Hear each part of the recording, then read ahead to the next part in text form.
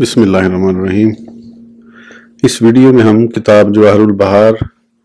جلد نمبر 100 یعنی جلد نمبر 3 کو آگے کنٹینیو کریں گے۔ اس سے پہلے اگر آپ نے سبسکرائب نہیں کیا تو سبسکرائب کر لیں اور بیل آئیکن پریس کر دیں۔ تو شروع کرتے ہیں۔ سراپا مقدس سید عالم صلی اللہ علیہ وسلم کا قد مبارک نہ تو بہت دراز اور نہ ہی بہت مختصر بلکہ درمیانہ تھا۔ سید عالم صلی اللہ علیہ وسلم کا سر مبارک بڑا تھا۔ سید عالم صلی اللہ علیہ وسلم سب سے بڑھ کر خوش خو تھے۔ سید عالم صلی اللہ علیہ وسلم کا چہرہ انور سب لوگوں سے بڑھ کر خوبرو تھا۔ حضرت ابو ہریرہ رضی اللہ عنہ نے فرمایا کہ میں نے سید عالم صلی اللہ علیہ وسلم سے زیادہ خوبرو کسی چیز کو نہیں دیکھا۔ روئے اقدس اس قدر تاباں تھا کہ گویا آفتاب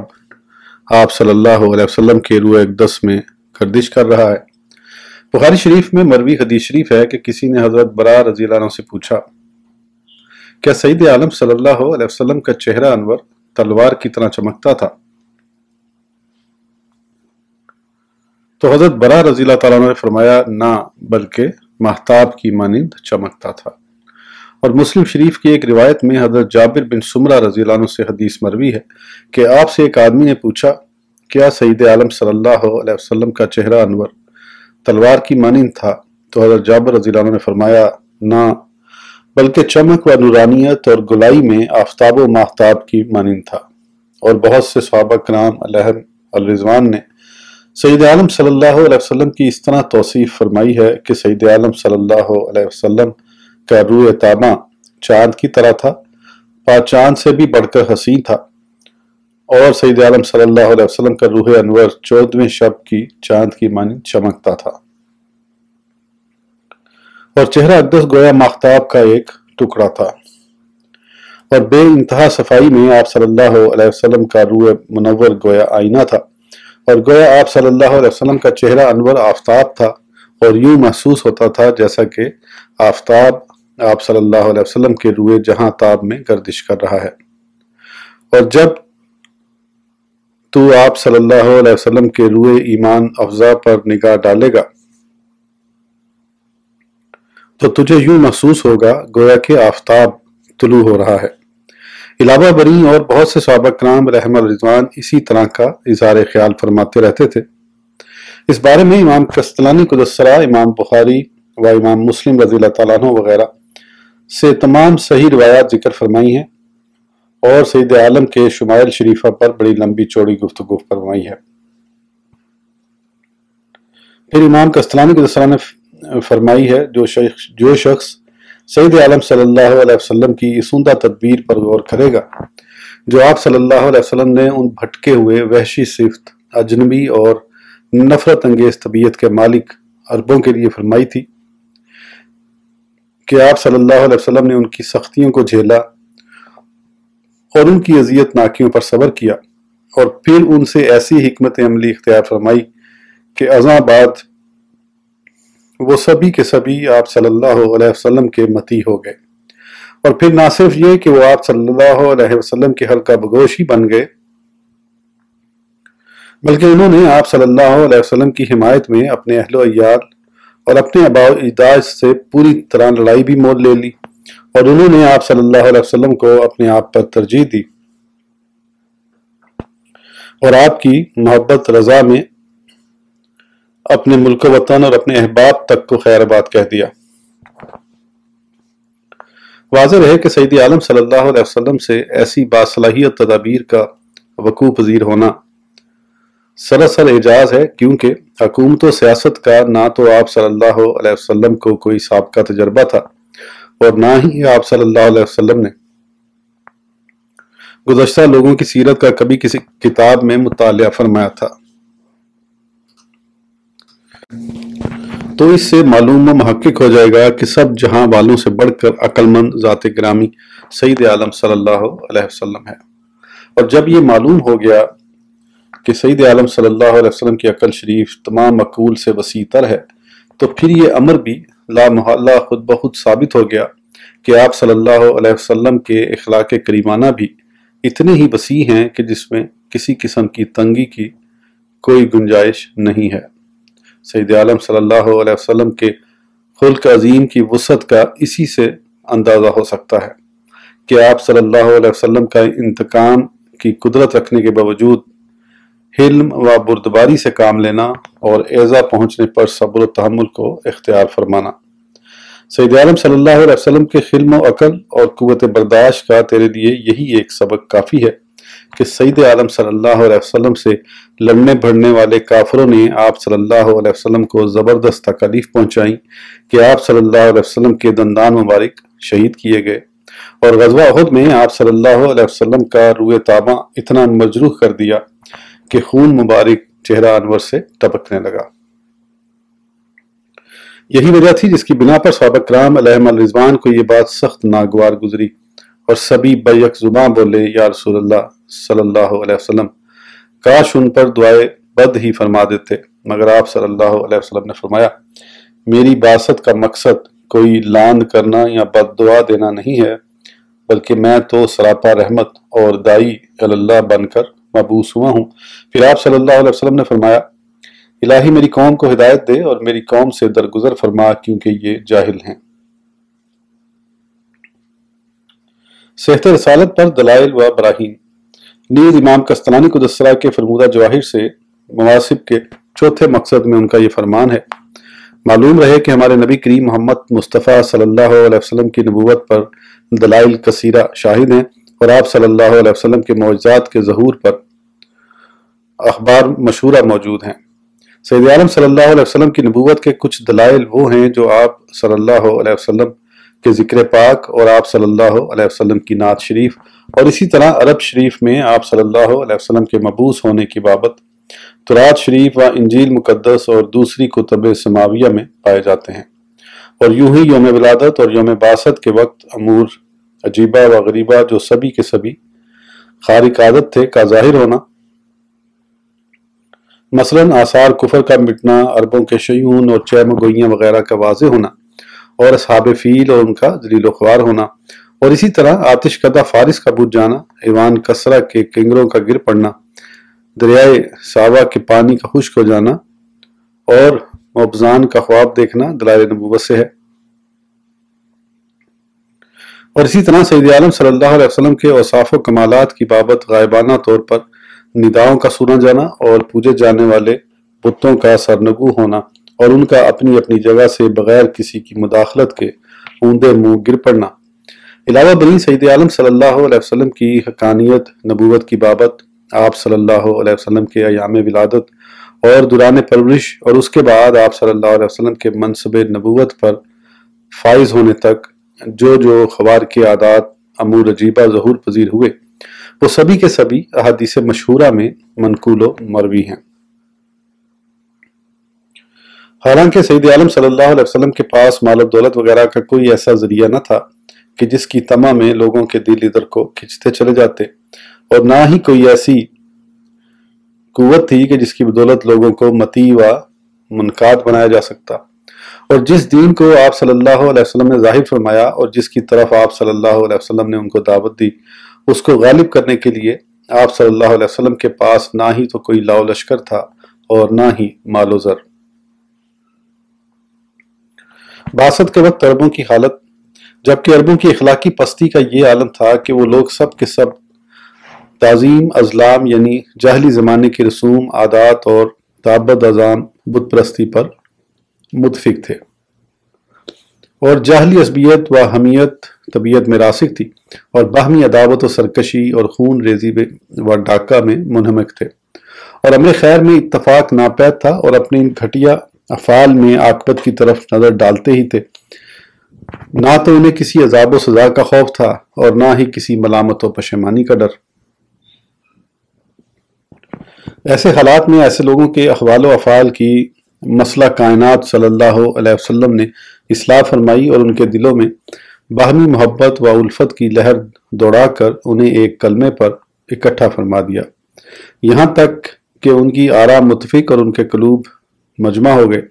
جس کا نتیجہ یہ ہوا کہ پھر وہی مختلف لوگ آپ صلی اللہ علیہ وسلم کی نصرت میں ایک دل ہو کر آپ صلی اللہ علیہ وسلم کے متی و حلقہ بگوش بن گئے، اور آپ صلی اللہ علیہ وسلم کے جمال جاں افزاں کی ایک جھلک کے شیدا بن گئے، اور آپ صلی اللہ علیہ وسلم کی محبت میں اپنے شہروں اور اپنے وطنوں کو چھوڑ دیا اور اپنی قوم اور قبیلے سے منہ موڑ لیا، اور آپ صلی اللہ علیہ وسلم کی حمایت میں اپنے دل و جان اور اپنے مال و منال تک کو قربان کر دیا، اور آپ صلی اللہ علیہ وسلم کے کلمے کے اعزاز میں اپنے آپ کو تلواروں کے مقابل لا کھڑا کیا، اور اس پر طرفہ یہ کہ وہ بے سر و سامان تھے۔ اولاً نہ ہی تو ان پر مال لٹایا گیا، اور ثانیاً نہ ہی کوئی مال و منال تھا کہ جس کے حصول کے طمع میں انہیں جلد ڈال دیا جاتا، اور نہ ہی دنیا میں ایسی کوئی مملکت تھی جس کی بادشاہی و سربری کا انہیں مالک و متصرف بنایا جاتا، بلکہ سید عالم صلی اللہ علیہ وسلم ان میں خود تصرف فرماتے کہ غنی کو فقیر بنا دیتے اور شریف کو برابر و متواضع فرما دیتے۔ کیا ایسی جملہ باتیں اور ایسے تمام احوال کسی ایسے شخص میں جمع ہو سکتے ہیں اور اسے ان کا اتفاق پڑ سکتا ہے جو اختیار عقلی اور تدبیر فکری سے ان سب کو انجام دے سکے؟ قسم ہے اس ذات کی جس نے آپ صلی اللہ علیہ وسلم کو حق کے ساتھ مبعوث کیا، اور آپ صلی اللہ علیہ وسلم نے ان جملہ امور کو مسخر و گرویدہ بنا لیا۔ یہ جملہ باتیں وہ ہیں جن میں کوئی عقل مند شک نہیں کر سکتا، اور بیقین کامل یہ معلوم ہو جاتا ہے کہ یہ امر الہی، وحی غالب اور فیض سماوی ہے۔ قوت بشری کے ساتھ اتنی رسائی پانا عذروِ عادت کے محال ہے۔ پروردگار تبارک و تعالیٰ کی عطا کے بغیر کوئی انسان اس پر قادر نہیں ہے۔ اس کے بعد امام کستلانی قدس سرہ نے سید عالم صلی اللہ علیہ وسلم کے بہت سے معجزات اور آپ صلی اللہ علیہ وسلم کے دلائل نبوت کا ذکر فرمایا ہے، اور ان کی ابتدا قرآن کریم سے کرتے ہوئے فرمایا، ان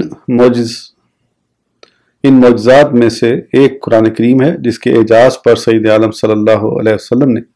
تحدی فرمائی اور انہیں اس کے معارضے کی دعوت دی، اور اس کے ہم مثل مقابلے میں صرف ایک صورت ہی لانے کا چیلنج فرمایا۔ چنانچہ وہ لوگ اس کے معارضہ و مقابلہ میں کچھ پیش کرنے سے عاجز ہو گئے۔ قرآن کریم مردوں کے زندہ کرنے سے بھی بڑھ کر معجزہ ہے۔ بعض علماء کرام نے فرمایا کہ سید عالم صلی اللہ علیہ وسلم نے اہل عرب پر جو کلام پیش فرمایا اور جس کی مثل وہ لانے سے عاجز رہے، وہ کلام دلالت و علامت میں مردوں کے زندہ کرنے اور مادر زاد اندھوں اور کوڑیوں کے تندرست کر دینے سے بھی بڑھ کر عجیب اور واضح تر ہے، اس لیے کہ سید عالم صلی اللہ علیہ وسلم نے اہل بلاغت، ارباب فصاحت اور اقلیم سخن کے مالک میدان فصاحت و بلاغت کے شہسواروں پر جو کلام پیش فرمایا،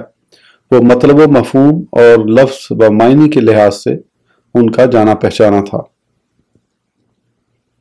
اس کے باوجود وہ اس کی مثل لانے سے مجبور رہے، لہذا ان کا یہ عجز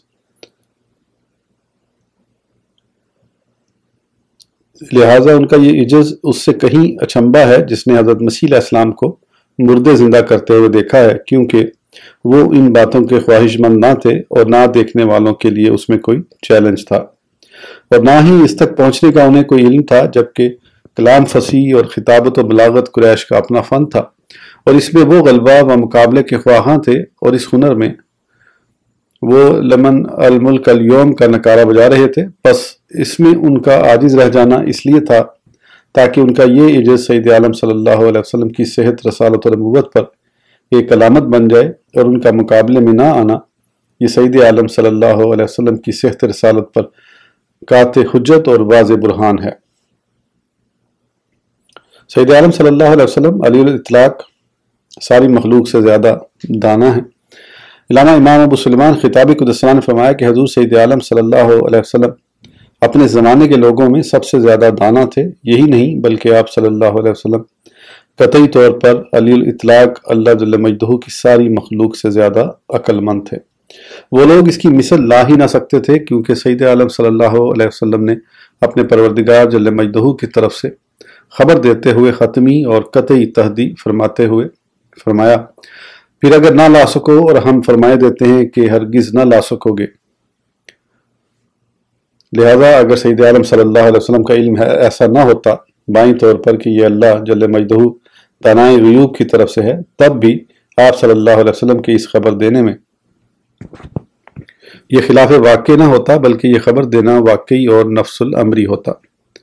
ورنہ سید عالم صلی اللہ علیہ وسلم کی عقل شریف کسی نہ ہونے والی شے میں قطعی طور پر اس کے ہو جانے کی خبر و اجازت نہ دیتی۔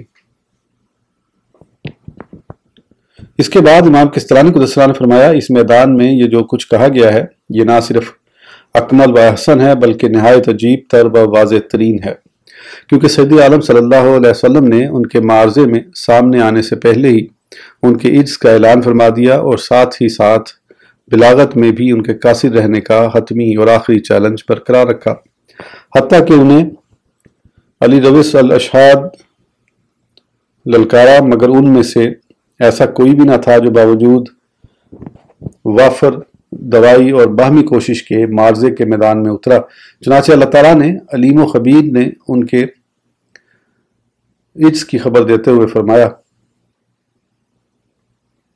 ترجمہ: تم فرماؤ اگر آدمی اور جن سب اس بات پر متفق ہو جائیں کہ اس قرآن کی مانند لے آئیں تو اس کا مثل نہ لا سکیں گے۔ چنانچہ حقانیت قرآن کریم کا اعتراف کرنے کی بجائے ان کی عمدہ ہمتوں اور اچھی و خوددار طبیعتوں نے خون ریزیوں اور عزتوں کی پامالی کو ہی پسند کیا۔ پھر امام کستلانی قدس سرہ نے اعجاز القرآن کے وجوہ کے متعلق بہت سے فوائد نقل فرمائے ہیں، اور اس کے آخر میں فرمایا کہ قرآن کریم کی نظم و تالیف اور اس کے شیریں اسلوب اور اس کے صحت معنی اور اس میں مذکورہ وہ امثال و علامات و اشیاء جو کہ یوم آخرت پر دال ہیں، اور اس کی مکان و ما یکون سے متعلق خبریں دینا، اور اس میں ذکر کردہ امر بالمعروف اور نہی عن المنکر سے متعلق احکام، اس میں مذکورہ خون ریزیوں سے متعلق امتناعی حکم اور رشتہ داریاں قائم رکھنے پر توجہ دلانا وغیرہ بے شمار امور کی مثل لانے پر نہ ہی تو کوئی شخص سید عالم صلی اللہ علیہ وسلم کے زمانہ اقدس میں قادر ہو سکا، اور نہ ہی آپ صلی اللہ علیہ وسلم کے بعد کوئی قادر ہو سکتا ہے۔ اس کی مثل لانے پر کوئی قادر بھی کیسے ہو سکتا ہے جبکہ اس کی مثل لانے سے عرب کے فصحاء و بلغاء جو کہ فصاحت و بلاغت کی تمام صنعتوں کے حاذق و ماہر تھے، اور قریش کے خطباء و شعراء و فہمہ وغیرہ جو کہ اہل بیان، ماہرین زبان، ائمہ بلاغت اور شخصوار خطابت تھے، عاجز و بے بس رہے۔ حالانکہ وہ اس امر سے بخوبی آگاہ تھے کہ سید عالم صلی اللہ علیہ وسلم نے ادائے رسالت و نبوت سے قبل 40 برس تک نہ ہی تو لکھنا پڑھنا سیکھا اور نہ ہی حساب دانی کے جھمیلا میں پڑے، اور نہ ہی شعر پڑھنے اور سحر سیکھنے کا مشغلہ اپنایا، اور نہ ہی آپ صلی اللہ علیہ وسلم کسی خبر کو محفوظ رکھتے تھے، اور نہ ہی کوئی اثر روایت فرماتے تھے، یہاں تک کہ اللہ جل مجدہ نے آپ صلی اللہ علیہ وسلم کو وحی، منزل اور کتاب مکسل سے سرفراز فرمایا۔ پھر آپ صلی اللہ علیہ وسلم نے انہیں اس کی طرف دعوت دی اور اس کے ذریعے ان پر حجت قائم فرمائی۔ اللہ جل مجدہ نے فرمایا، قُلْ لَوْ شَاءَ اللَّهُ مَا تَلَوْتُهُ عَلَيْكُمْ وَلَا أَدْرَاكُمْ بِهِ فَقَدْ بَعِثْتُ فِيكُمْ عُمْرًا مِّن قَبْلِهِ أَفَلَا تَعْقِلُونَ۔ تم فرماؤ اگر اللہ چاہتا تو میں اسے تم پر نہ پڑھتا، نہ وہ تم کو اس سے خبردار کرتا، تو میں اس سے پہلے تم میں ایک عمر گزار چکا ہوں، تو کیا تمہیں عقل نہیں؟ اور سید عالم صلی اللہ علیہ وسلم کے لیے اپنی کتاب میں اس کی شہادت دی، چنانچہ اللہ جل مجدہ نے فرمایا، ترجمہ: اور اس سے پہلے تم کوئی کتاب نہ پڑھتے تھے اور نہ ہی اپنے ہاتھ سے کچھ لکھتے تھے، یوں ہوتا تو باطل والے ضرور شک لاتے۔ سطور بالا سے معلوم ہو چکا ہے کہ سید عالم صلی اللہ علیہ وسلم کے معجزات میں سے اعظم و اجل معجزہ قرآن کریم ہے۔ رہے قرآن کریم کے علاوہ سید عالم صلی اللہ علیہ وسلم کے معجزات جیسے آپ صلی اللہ علیہ وسلم کی انگلیوں سے چشمے کا جاری ہونا، اور آپ صلی اللہ علیہ وسلم کی برکت سے تھوڑے کھانے کا زیادہ ہو جانا، چاند کا شک ہونا، جمادات کا بولنا وغیرہ، تو ان میں سے کچھ تو وہ ہیں جو تحدی سے ظہور پذیر ہوئے، یعنی سید عالم صلی اللہ علیہ وسلم سے معاوضہ طلب کرنے پر واقع میں آئے، اور ان میں سے کچھ وہ ہیں جو آپ صلی اللہ علیہ وسلم کی صداقت پر بلا تحدید دال تھے، مگر ثانی ذکر معجزات کی یہ تمام قسمیں بھی اسی طرح مفید قطعیت ہیں۔ اس لیے کہ سید عالم صلی اللہ علیہ وسلم کے دست اقدس پر حوار کے عادات کئی باتوں کا ظہور ہوا ہے، اور وہ اسی طرح مشہور و معروف و یقینی ہیں جس طرح کے شجاعت علی کرم اللہ وجہ الکریم اور صحابت حاتم تائی مشہور و قطعی امر ہے۔ پھر امام کستلانی کو نے فرمایا جب تو سید عالم صلی اللہ علیہ وسلم کے معجزات اور آپ صلی اللہ علیہ وسلم کے دلائل قاہرہ اور کرامات ظاہرہ میں غور و خوض کرے گا تو تجھے معلوم ہو جائے گا کہ سید عالم صلی اللہ علیہ وسلم کے معجزات کائنات کی ہر ایک شے پر حاوی ہے، چنانچہ وہ علوی ہوں یا سفلی، صامت ہو یا ناطق، متحرک ہوں یا ساکن، مایا ہوں یا جامد، سابق ہوں یا لاحق، موجود ہوں یا غیر موجود، ظاہر ہوں یا باطن، جلد ہو یا بدیر، سب کو شامل ہیں۔ علاوہ بنی آپ صلی اللہ علیہ وسلم کے معجزات اگر حساب کیے جائیں تو ریت کے ذروں سے بھی بڑھ جائیں، اور اسی طرح آسمانی باتوں کے چرانے سے شیاطین کا رک جانا، پتھر و درخت کا آپ صلی اللہ علیہ وسلم کو سلام کرنا، نیز شجر و حجر کا آپ صلی اللہ علیہ وسلم کے سامنے آپ صلی اللہ علیہ وسلم کی رسالت کی گواہی دینا، اور آپ صلی اللہ علیہ وسلم کو آپ صلی اللہ علیہ وسلم کی سیادت کے ساتھ مخاطب کرنا، تنے کا گریہ کرنا، آفتاب، پیالے اور چھاگل میں آپ صلی اللہ علیہ وسلم کی ہتھیلی مبارک سے پانی کا پھوٹ پڑنا، چاند کا شک ہونا، نابینائی کے بعد بینائی کا بحال کر دینا، شتر ناشاد کا فریادی ہونا، گرگ و شتر مادہ کا بولنا، اور حضرت آدم علیہ السلام سے لے کر آپ صلی اللہ علیہ وسلم کے والد ماجد حضرت عبداللہ رضی اللہ عنہ کی پیشانی تک مسلسل و متواری سے آپ صلی اللہ علیہ وسلم کے نور انور چمکتے رہنا، اور ان کے علاوہ وہ معجزات جن سے کتب متداولہ پر ہیں اور جو ناقلین کی روایت میں آ چکے، اگر ہم انہیں گننے لگ بیٹھیں تو ان کی گنتی میں عمریں بیت سکتی ہیں، اور اگر سب اگلے پچھلے لوگ آپ صلی اللہ علیہ وسلم کے مناقب اکٹھے کرنے شروع کر دیں تو سبھی آپ صلی اللہ علیہ وسلم کے ان کمالات کے شمار سے عاجز رہ جائیں جو اللہ جل مجدہ نے آپ صلی اللہ علیہ وسلم کے لیے منتخب فرمائے ہیں، حتیٰ کہ آپ صلی اللہ علیہ وسلم کے بحر و صاف و کمالات کے ساحل تک پہنچ جانے والا بھی چند مفاخر کا ہی احاطہ کر سکے گا۔ سید عالم صلی اللہ علیہ وسلم کے ایک محب کا یہ کہنا بہت درست ہے،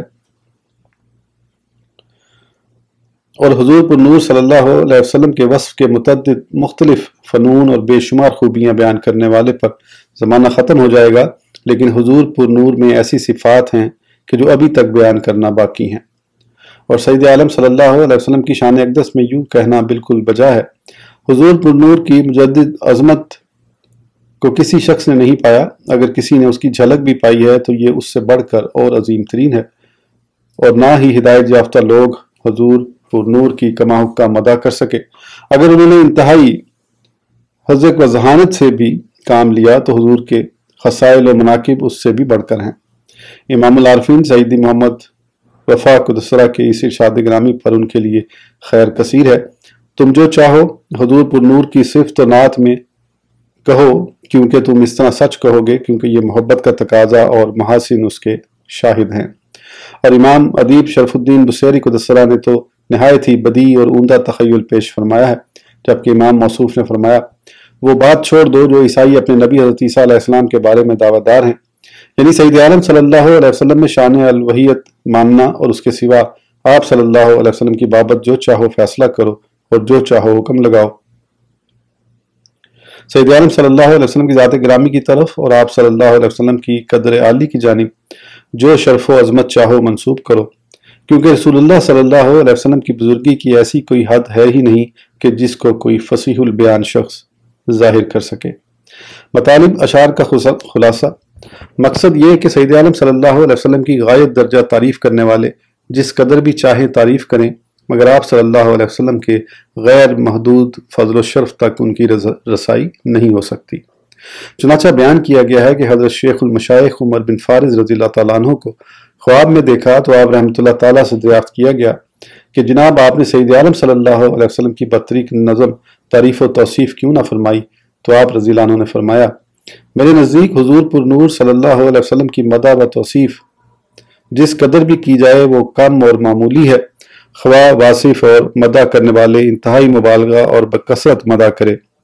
جب اللہ نے حضور پر نور صلی اللہ علیہ وسلم کی اس طرح مدح فرمائی کہ جس کے آپ اہل تھے، تو کائنات اور مخلوق کی کیا طاقت اور قدر کہ وہ حضور پر نور کی مدح و توصیف کریں۔ شیخ الاسلام بدر الدین زرکشی قدس سرہ نے فرمایا کہ یہی وجہ ہے کہ بڑے بڑے شعراء، متقدمین جیسے ابو تمام و بختری اور ابن رومی وغیرہ میں سے کسی نے بھی سید عالم صلی اللہ علیہ وسلم کی مدح و توصیف میں خیال آفرینی کی کوشش نہیں کی، اس لیے کہ ان شعراء کے نزدیک سید عالم صلی اللہ علیہ وسلم کی توصیف و تحمید ان کے مقصود سے کہیں زیادہ پیچیدہ و مشکل ہے، کیونکہ مدح پر محمول ہونے والے معنی آپ صلی اللہ علیہ وسلم کے مرتبہ علیہ سے کہیں فروتر ہیں، اور جملہ اوصاف جہاں تک تصور میں آ سکتے ہیں آپ صلی اللہ علیہ وسلم کے وصف سے کمتر ہیں، اور سید عالم صلی اللہ علیہ وسلم کی شان میں تمام مبالغے کم ہی ہیں، اس لیے ایک بلیغ شخص پر میدان نظم تنگ ہو جاتا ہے، اور یہ امر پایا تحقیق تک پہنچا ہوا ہے کہ اگر کسی شخصیت کے بارے میں تمام مبالغہ آمیز تعریفیں اختیار کر لی جائیں تو پھر بھی وہ سب کی سب سید عالم صلی اللہ علیہ وسلم کی شان اقدس میں صادق ہی آئیں گی، حتیٰ کہ سبھی شعراء سید عالم صلی اللہ علیہ وسلم کی صفات پر ہی اعتماد کرتے ہیں اور آپ صلی اللہ علیہ وسلم کی امداح کو ہی اپنے مقصود کا موضوع بناتے ہیں۔